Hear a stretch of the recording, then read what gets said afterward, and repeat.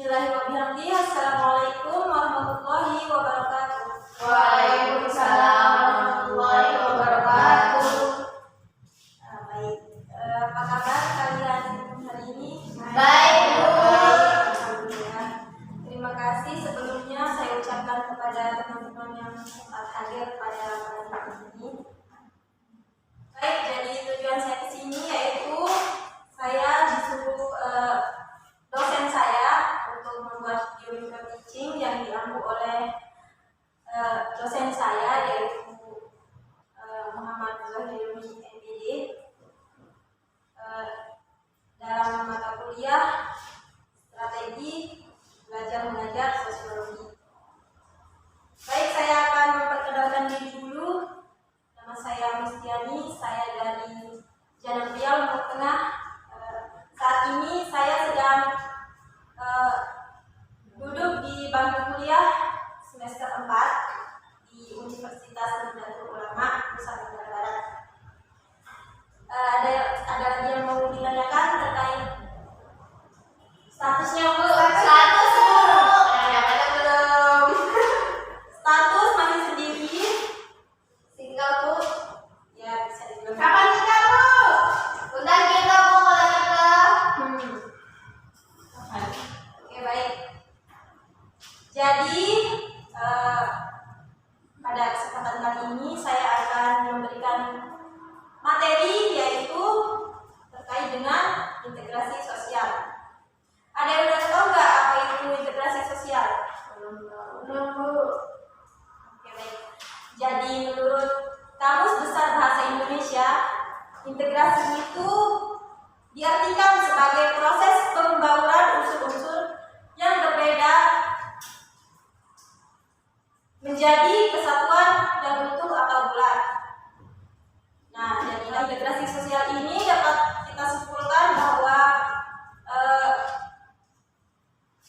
sebagai proses penyesuaian unsur-unsur yang berbeda dalam masyarakat yang menjadi satu kesatuan yang utuh.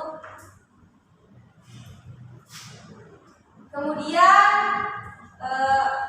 langsung saja kita masuk ke bentuk-bentuk integrasi sosial. Nah, bentuk integrasi sosial ini dibedakan menjadi 3 hal. Yang pertama, integrasi relatif. Nah, maksudnya apa?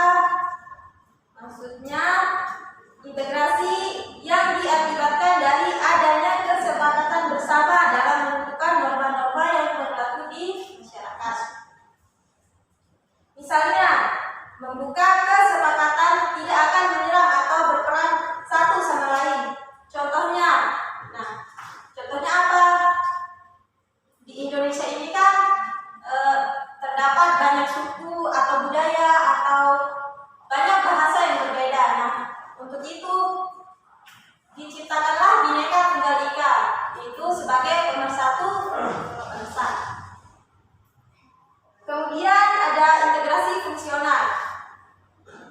Integrasi fungsional ini merupakan integrasi yang terjadi akibat adanya fungsi-fungsi tertentu dalam masyarakat. Nah, di mana setiap kelompok mempunyai fungsinya masing-masing. Sehingga masyarakat terintegrasi karena saling bergantungan untuk memenuhi kebutuhan satu sama yang lainnya. Kemudian yang ketiga, integrasi koersif. Nah, integrasi koersif ini merupakan integrasi yang terjadi berdasarkan kekuasaan yang dimiliki penguasa. Langsung saja kita masuk ke faktor-faktor pendorong integrasi sosial. Jadi faktor pendorong integrasi sosial ini dibagi menjadi 2. Yang pertama, faktor eksternal, yang kedua faktor internal. Yang pertama, faktor internal, yaitu dibagi menjadi 4 bagian. Yang pertama, adanya sikap toleransi. Apa itu sikap toleransi?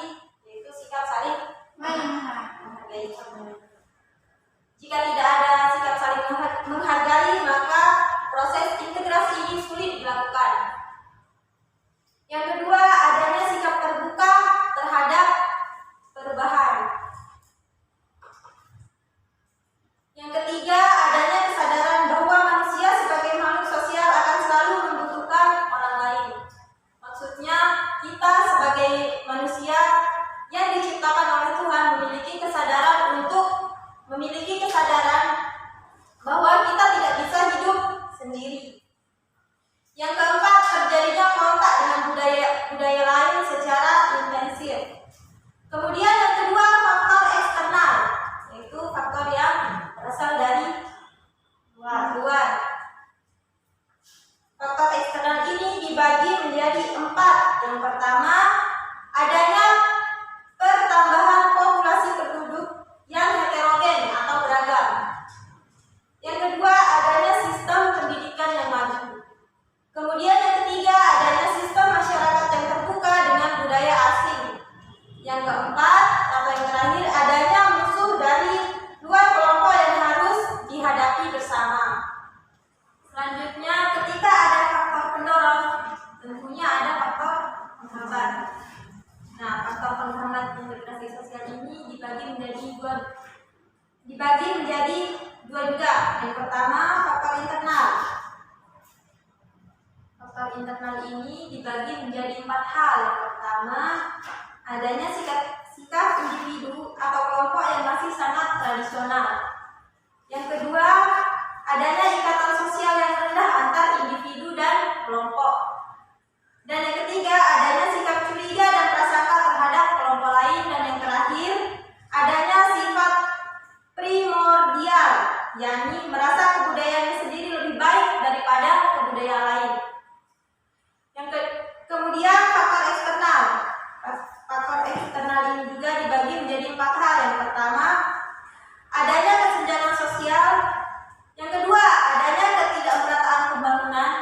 Yang ketiga, perkembangan ilmu pengetahuan yang lambat. Dan yang terakhir, adanya sistem masyarakat yang tertutup dengan budaya asing. Kemudian yang terakhir yaitu proses integrasi sosial. Nah, proses integrasi sosial ini dibagi menjadi 4 tahap. Yang pertama, proses akomodasi. Apa itu proses akomodasi? Nah, akomodasi ini tujuan untuk mengurangi pertentangan antara dua kelompok atau individu, yaitu mencegah terjadinya suatu pertentangan secara kontemporer. Kemudian proses tahap kerjasama. Nah, maksudnya kelompok atau individu atau masyarakat dituntut untuk bekerja sama agar mencapai tujuan yang sama. Kemudian tahap koordinasi. Tahap koordinasi ini adalah pengaturan secara sentral untuk mencapai integrasi dengan mempersatukan individu maupun kelompok agar tercapai keseimbangan dan keselarasan dalam hubungan di masyarakat. Kemudian yang terakhir, tahap asimilasi. Nah, proses asimilasi ini ditandai dengan pengembangan sikap-sikap yang sama dengan bertujuan mencapai kesatuan atau paling sedikit mencapai integrasi dalam organisasi pikiran atau tindakan. Baik, mungkin ini saja materi dari saya.